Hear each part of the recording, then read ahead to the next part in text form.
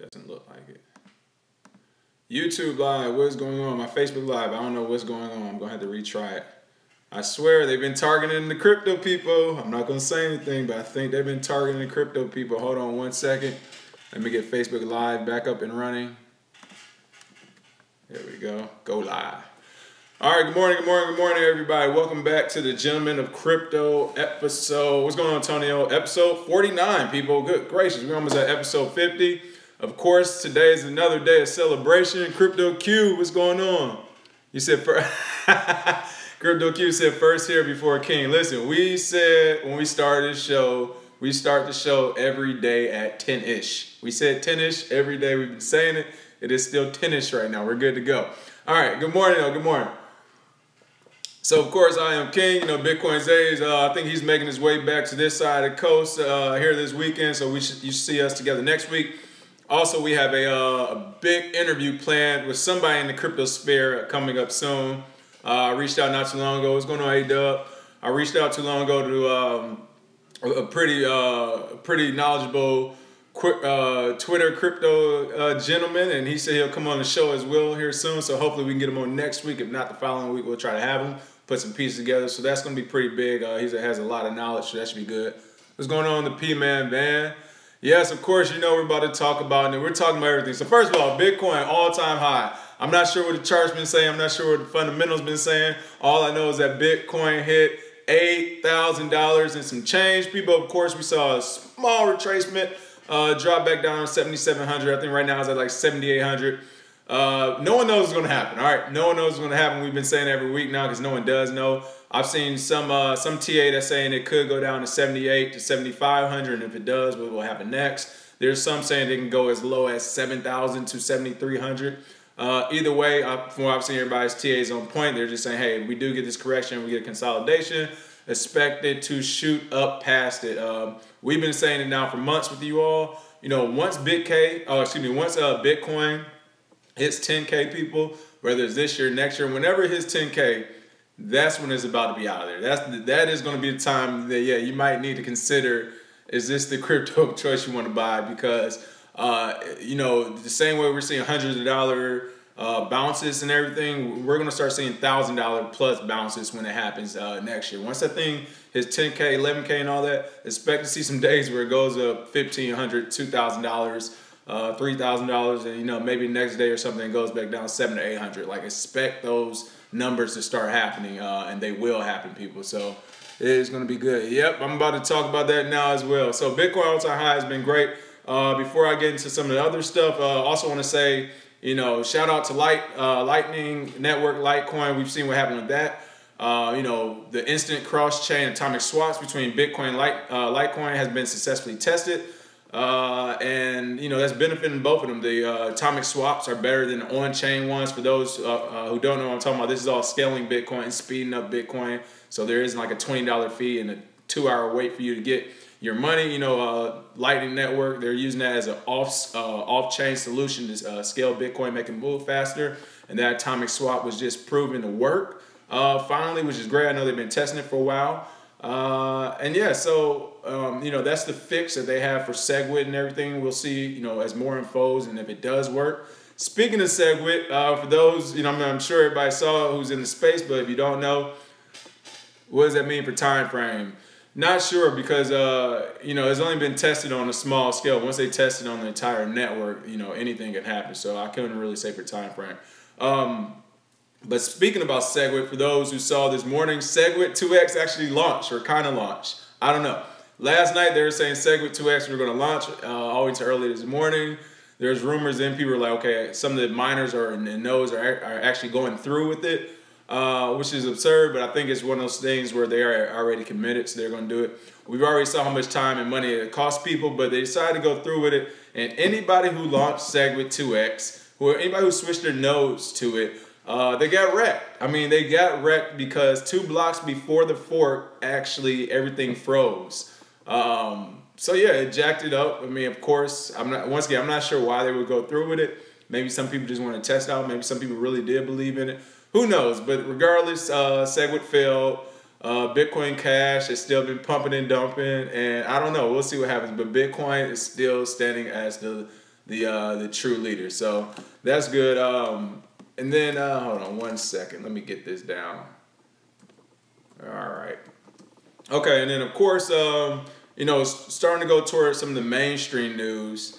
And it's was it Iron Sea? Is that a word? I don't know. It was ironic though. But JPMorgan Chase, Dinosaur Diamond, a household resident here, the gentleman in crypto, was found guilty of money laundering. What? And he tried to hide it. What? Listen, people. Reports from local media outlet Die Handelsschling, I can't pronounce it. It's a Swiss reporter paper network, but they were saying how Swiss regulators FINMA had ruled JPMorgan was guilty of money laundering in June. A legal battle ensued, and Diamond's giant JPMorgan attempt to prevent the publication of the judgment and the report. What? I think I have finally found who the real fraud is. I'm not surprised, P-Man. Listen, I'm not surprised that JPMorgan was found guilty of money laundering and fraud and all that, because it's one of those things where, he's projecting. Whenever people project, I mean, come on. Like a basic psychology class should teach, whenever people are like seriously projecting and just pointing this finger at something that has nothing to do with them, or they say they don't, then you need to start looking inward about what's going on with them. And apparently, him calling him calling Bitcoin a fraud and money laundering and all that criminal stuff, what he really meant is that that's what we're doing, and we want to push this attention off of us. So we're going to blame. I mean, he literally called Bitcoin a fraud after June when he was charged with money laundering. How ironic is that? Are you crazy? But we also know how this story is going to play out. I'm sure Dinosaur Diamond won't face any jail time. He might get minimal fines, which he's, can easily pay. And I mean, that's the system. That is the way the system works. And for whatever reason, people still don't want to leave it. But it's kind of interesting to me. But, segueing that into more, mainstream news with Bitcoin, a lot of stuff, to me, they all have a lot to do. Yeah, bankers are protected. But you know what? Give it another, I would say 3 to 4 years tops, max, like 3 to 4 years max, and people in the crypto space will be protected. Trust me on this, especially, you talk about, right now they honestly want to kill them. They are killing some countries, but in another 2 years, the developers and all the coders, those guys are really going to be protected. But you talk about another 2 years down the road from there, everybody who's been in early enough, we're going to be protected the same way, people. Trust me, it's about the money, all right? It is about the money. But yeah, so going towards some more mainstream news, and definitely some positive stories. We always get some of the negatives, well, positive and negative. But Korean, and you guys know I'm terrible. Try to phone. You guys know I'm terrible at pronunciation, so somebody can spell out how I'm supposed to say this in the comments. They know. But Korean Hyosung, a multi-billion-dollar conglomerate involved in ATM manufacturing, has announced it will offer Bitcoin buying support on its machines through a partnership with Just Cash. What does all that mean? It means one of the biggest ATM retailers out there is about to offer Bitcoin buying on their machines. What? You talk about mainstream adoption, people. This is it. I'm happy to see this is happening. I kind of figured this was going to happen, and it's unfortunate because, competition, let the market decide. We'll see what happens, but yeah, it's going to be it's already high fees on the ATMs, but there's already been some independent people who've been in the crypto space that started in ATMs, and now, traditional markets are doing it too. And here's my thing: whether it's Korean Hyosung, whether it's, and we're about to talk about Coinbase in a second here, or who else just did some, the insurance company the other day, and we got NASDAQ. I'm about to talk about them. One thing to key in on, people, which is I'm telling you the mainstream is going to ignore, and it's going to be to their peril in another 5 or 10 years, is that all of these old traditional companies are trying to take over crypto right now. They're coming late in the game. They denied it for so long. They didn't believe it. Now they're trying to take it over. Here's my issue with them trying to take it over. This isn't like, I'm trying to think of a great company or corporation I can speak of right now. Unfortunately, there aren't a lot. But let's say, excluding some of their privacy practices, I think Apple and Google have done a good job as a company. Excluding privacy and content, all that is definitely crappy. But as far as company, from the outside looking in, it hasn't like I worked there. But my point is, those guys, I wouldn't be all the way against owning some of this technology or trying to patent it. But there's a lot of people who've already done the wrong things. There's people like Jamie Dimons out there who do steal from people, who do commit fraud, who do launder money. And now they're taking over the industry because they have the money and they know the regulators to do it up front. To me, I don't know. It doesn't sit right with me. But you know what? It's a free market. And with that, you know, I'm saying that because of the Korean ATM. Once again, I don't know their history, but I'm sure their fees haven't been low thus far, and now, you know, they're taking over the crypto game, or they're trying to. With that, the reason why I said all that, I prefaced that because NASDAQ had just filed a patent for a blockchain-based asset ownership system. Based on the filing, NASDAQ intends to use the system to record and control the transfer of asset ownership in a secure way. Like, how much can they own? Like, I really want to know that. I mean, hey, all props to them, because I'll probably do the same thing. My computer is like freezing over here. Oh well. How much can they own? And you know what, NASDAQ? Come on, man. Rings a bell. There we go. I mean, market manipulation at its finest over there on Wall Street. These guys basically kicked Bitcoin out of the discussion, made it almost, basically made it illegal out of BitLicense that the regulator who created it left and started his own private practice where he teaches people how to get bit licenses now. I mean, you talk about corruption at its finest, but not only that, they're trying to patent something and own something that's already open source and free for everyone. I mean, a 10-year-old can hop on Ethereum right now and build a smart app that can transfer, transfer and keep complete control of asset management and ownership in a secure way. So why is NASDAQ coming in saying, well, we own this entire process now, or we're trying to own this entire process? It's ridiculous to me. And once again, the unfortunate thing is the mainstream who've either been on the fence or who have no clue what Bitcoin and crypto even is, that's the direction they're going to go. They're going to go with the NASDAQs. They're going to go with the JPMorgans. They're going to go with the Bank of Americans and the Korea and Hyo Sungs. That's what they're going to do. And the same thing's going to repeat itself. I mean, it's not funny, but it's almost funny because the same thing's going to repeat themselves. These guys are crooks. They have shown to be crooks, and they will continue being crooks. But you know what? If it's one thing I've learned in life, it took me a long time to learn. Some people just like to be beat. Mentally, physically, whatever. Some people just like to be beat. All right, like some people they like people owning over them and whatever, doing their will. Some people like it. So whatever, kudos to these companies who don't have the first movers advantage, but do have the money to move forward. So good on them. But it does bring more mainstream adoption. So for these small mom and pops out there that's doing stuff in the crypto space, more people know about it. So that's positive. In addition, let's keep it moving with this mainstream news. Swiss asset management firm Vontobel will launch a new futures product designed to let customers bet against the price of Bitcoin. What? Again, basically they're letting people short Bitcoin in the futures market. Now, here's the interesting thing about Vontobel and their new futures product. Guess when they launch, people? Anybody know? I'm looking at the comments right now. Let me know if anybody knows when this company is going to launch. Well, if you don't know, they are launching this futures product today, Friday. No, they launched today, people. They are launching right now. And this is why this is important. I said it last show. I've been saying it for weeks, for months. When it comes to business, like especially these big companies, people, don't look at the news. Look at the news to verify when you need to sell, people, all right? Companies that are like these big companies, for one, they have an internal marketing department. And I've worked in these type of PR departments.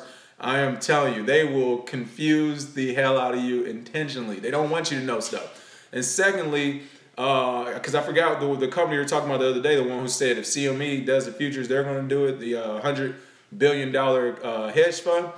Again, if they're talking about this, everything's already prepped. They can launch any day. CME can launch today if they wanted to. People, trust me.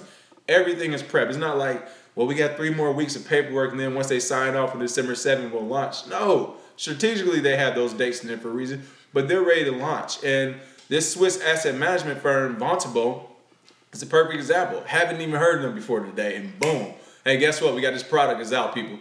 Like, and that's the way it works. So that's business. Keep that in mind. But you know what? I'm glad that they have it out there. You know, there's people shorting Bitcoin. You know, good luck. Yeah, exactly. Yeah, this thing is a train. But you know what? It's a business. Once again, it's bringing more people to the space. It's that mainstream adoption. And if people want to short Bitcoin, let them. I mean, whatever. You know, more. Somebody has to make money. Everybody has to have a hobby. Okay, I always say that everyone has to have a hobby, and that's going to be some people's hobbies is shorting Bitcoin.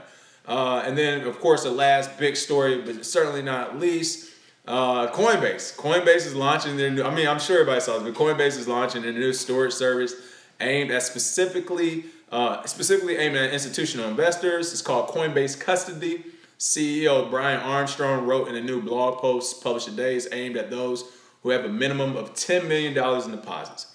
Well, Coinbase and Brian Armstrong, I see why your co-founder left. And shout out to him. He went to Duke, even though I went to North Carolina State. He's right around the corner. Listen, North Carolina, our year, I think he actually graduated the same year as me. Like, the years we came through, the people there, listen, we know, hey, we got this, people. We know what to do. But I see why he left, though. I mean, he kind of alluded to it. I think he left Coinbase a year or two ago. He already kind of alluded, like, the direction and some of the stuff we were doing. He wanted to come out and say, listen, Wolfpack, there we go, Crypto Q. I think he wanted to come out and say, Coinbase is, you know, which we've already known for a while, but Coinbase, you know, they're jumping over to the traditional side, Wall Street side. That's been their plan from day one, which is why they don't hear the customers' cries, or they do hear, but why they don't care about the customers' cries when, you know, they disable buys on accounts for no reason, and they don't, you know, and they tell you we don't have to give you a reason, your account's closed or whatever. But that's because they don't care. Their game has always been institutional investors. And again, I'm not mad at that. I mean, someone has to do it. And of course, you know, what better crowd? Because the people who aren't accredited and institutional investors, you know we're not going to store however much money we have with Coinbase, like for long periods of time. But institutional investors, like I said, these are mainstream people. These are people who are worth hundreds of millions of dollars or multimillionaires, billionaires. You got the Warren Buffetts who are officially dinosaurs, who don't know how to protect their money in this market, who don't know how to do X, Y, and Z. So Coinbase is coming along saying, hey, you guys don't need to do nothing but give us this $10 million plus. I think it's like $100,000 a month initial starter fee plus a monthly fee. You guys give us all this money, we'll make sure all your crypto's safe. What they don't realize though, which again, we're playing at a different level because, you know, with some of these people who are multimillionaires and billionaires, to be honest, they do have access to the military, not just the U.S. military, to other militaries. So they have ways to make sure things go their way. And the reason why I say that is because, you know, Coinbase could start this service and get a ton of money and then disappear off the map. I mean, this is still an exchange in the crypto world. They could disappear off the map. Doesn't matter if you know their CEO or whatever. There's no rule against it, right? Bitcoin isn't real, you know. At the beginning of this year, just about, I mean, at the beginning of 2017, Bitcoin still wasn't real almost. It still isn't real now. I was talking to Gold the other day. He doesn't believe it. I was talking to the cable guy. He doesn't believe it. So, but again, the only reason why I say that is because, once again, mainstream adoption people, these people trust putting $10+ million in the custody of Coinbase. I don't trust $10 in the custody of Coinbase at this point. They can't respond back to an email, unless it's like, you know, 6 to 9 weeks is the average time it takes. And you think I'm putting a lot of money with them? Nah. Not only that, I mean, like I said, it's for the mainstream. Their play is amazing. They know they don't have the regular crypto users. They get beginners who just come in the game who don't know any better, and then they get that. They're going after those institutional investors. So again, kudos to them. Excellent game plan. More mainstream adoption. And you know what, to be fair, Coinbase did technically start off as like a mom and pop. So I'm not mad at that. You know, I'm not mad, but it's just kind of funny to me. You said, imagine how bad customer service would be if these big whales come in. Well, so that's what I'm saying. I don't think customer service, once again, Coinbase could take a lot of money in and disappear and fall off the map and say, hey guys, it didn't work out, your money's gone, sorry. What I'm saying though is because of the type of investors they're getting, the power that they do wield on an international scale, whether the law says it, you know, whether there's laws and regulations in place or not, Coinbase won't be able to do them the same way they've done other people because they have reach. I have reach and I don't have that much money, I'm telling you. So I know people with a lot of money who really have some reach, and they're going to make sure if Coinbase is saying, hey, we can secure your money, this isn't going to be we lost $10 billion of customer funds. Nah, I don't think it'll happen. But then again, if it does, I think it'll be the funniest story I have read if I ever do read that story. So whatever. But yeah, so last 4 stories, as you see, is more mainstream adoption. People, halfway through November, we have December coming up. You said my accounts got banned left and right and center with Coin. Oh yeah, all my accounts got banned with Coinbase. Like, I might be able to do like 1 transaction and they're like, you're done. But yeah, so we're headed toward mainstream adoption. We keep saying 2018 will be the year of crypto. Bitcoin, Zay and I have literally been saying that since 2016. We've been trying to put more and more people, like that's when we started partnering together. We try to put more people on it then, but our target date has been 2018. Honestly, 2017 has done a lot better than what we thought. Are they harder if you are harder if you're from the US, P-Man? 2018 is going to be a year, but here's some dates that you don't want to forget about. Oh, first of all, before I forget the huge story, people, well, it might not be huge, but they're playing it up to be. On Monday, people is saying NEO is going to have some big news. You know, NEO has that countdown, ticker 3 days. We do know China is having a huge panel. I think I wrote some of the notes on it. Let me see. I know China is doing something on, oh yeah. So in 3 days, China announces a new crypto regulations, and people think that NEO will be chosen as the base of their new economy. And that's because an ICO firm, which I didn't even know existed, but we have these now. An ICO firm specializing in legal compliance transitioned to NEO, and and after that they put their update for 3 days. So it looks big. I know the NEO CEO is going to be speaking on Monday at this conference and on the panel. However, I will say that we saw the same thing. I believe it was 10x Pay a few weeks ago, or 2 weeks ago. They spoke at I forgot which conference it was. I can't keep up. It was a conference in Europe, I believe. But they spoke there, and leading up to that, people were saying the same thing. They're like, you know, 10x Pay CEO is supposed to speak, and then you know, 2 people after him, the Visa representative spoke. So they thought it was a link between 10x and Visa. There wasn't one, people, so it had like a slight pump and then it went down. So the only thing I say is I caution that same thing might happen to NEO. I don't know, long-term bag holder regardless. But you know, this is how people play up the news and the pumping them groups to get quick money. All they need to see, if they see a CEO speaking somewhere and some type of link, they'll make the link for you. Same way James, I think it was it James? I forgot the guy, Brandon or James Altucher or whatever his name is, tried to set the link between Amazon's conference call and and them accepting Bitcoin, which had no relation. For this guy came out and said it. He just came out and made his prediction and was betting on to see what happened. Of course, it didn't happen. He was starting a hedge fund. I told people that's why he actually even did that, because it was like free marketing for his hedge fund or his capital management fund in the crypto space. But be careful, because the same thing could happen with NEO. So make sure if you're going to get out, watch the news. But yes, you know, if it is true, great news should be coming next week for NEO. If it isn't true, then it's about to be a quick pump this weekend and a dump come Monday. So again, just make sure you're paying attention to it. You know, we'll do our best to report on it as well. Let's see. And you know, that's really about it for the Bitcoin news. A lot of good stuff. People, try to take a break if you can. You know, I took a couple of days off this weekend, last week. Probably gonna take a half a day off this weekend or something. Don't get burnt out because we're just starting. Oh, and that's what I was gonna say. You know, we keep saying heading into 2018 is gonna be big. The one thing people forgot about, I swear I haven't heard any talks of it, which should be happening in the next 2 to 4 weeks. You remember the United States, we pushed back that debt ceiling that we were supposed to discuss in October. We pushed it back to December. And I am telling you, people, we have been waiting. Like, literally, we've been talking debt ceiling for 6 or 7 months. Like, we've been waiting for this to happen. Because you're talking about what's really going to push money into the market. Depending on what those reports say or what they decide to do. The debt ceiling, you know, as the United States, we reached the highest point of our debt, $21 trillion, the highest point in history. So, you know, what's going to happen with debt ceiling? They were talking about getting rid of it entirely. Then they say, well, we might raise it, we might whatever. But I'm telling you, people, there's a reason why all this stuff is coming out. You remember, I keep talking about these businesses and dates, how they're trying to say, well, we're going to do December 7th for CME, or we're going to do it this date. There's a reason why they're lining up for the fourth quarter, people. Fourth quarter, traditionally in the stock market, have been horrendous. And they don't know enough to, in the crypto space, to already say, oh, well, this would be the best time. No. the debt ceiling discussion happens in December. These companies are trying to get out ahead of the game before it happens. In fact, I would even say I don't think some of these companies are ready to launch, because if you said tax plan increase in jobless claims, interest rate hike to come to, exactly. You gotta remember, none of these companies want to leave money on the table, right, people?